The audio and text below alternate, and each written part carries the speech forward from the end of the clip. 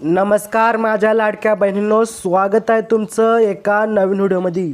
तर पहा, लाडक्या बहिणींसाठी अत्यंत महत्त्वाची अपडेट समोर आले आहे।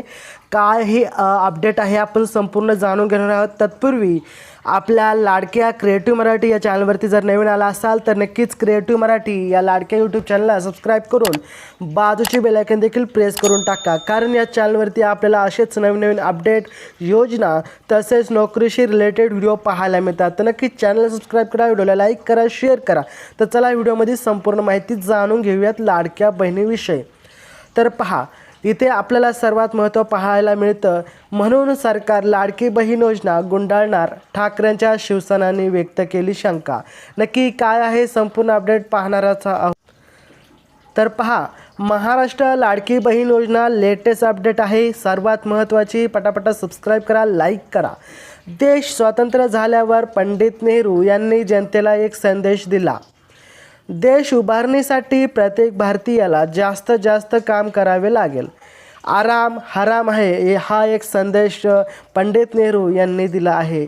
पण नेहरूंवर उठसूट टीका करणाऱ्या अमृतकाल वाल्यांनी देशातील बहुतेक लोकांना फुकटे आळशी बनवण्याचा चंग बांधलेला दिसतोय। आराम करा, घरपोच फुकट धान्य सरकार देईल, याच फुकट्या म्हणजेच रेवडी या संस्कृतीवर सुप्रीम कोर्टाने ताशेर मारले आहेत। पंतप्रधान मोदी यांनी लोकांना आत्मनिर्भर बनवण्याचा विचार मांडला होता, पण त्यांचे सरकार लोकांना परजीवी बनवते का, असा हा एक महत्त्वाचा प्रश्न पडतो। हा प्रश्न सुप्रीम कोर्टाने विचारला आहे। निवडणुकीच्या तोंडावर लाडकी बहीण किंवा अन्य योजनांमधून फुकट दिल्या जाणाऱ्या वस्तूंमुळे लोकांना काम करण्याची जी इच्छा आहे ती आता इच्छा म्हणून इच्छा राहिलेली नाही आहे।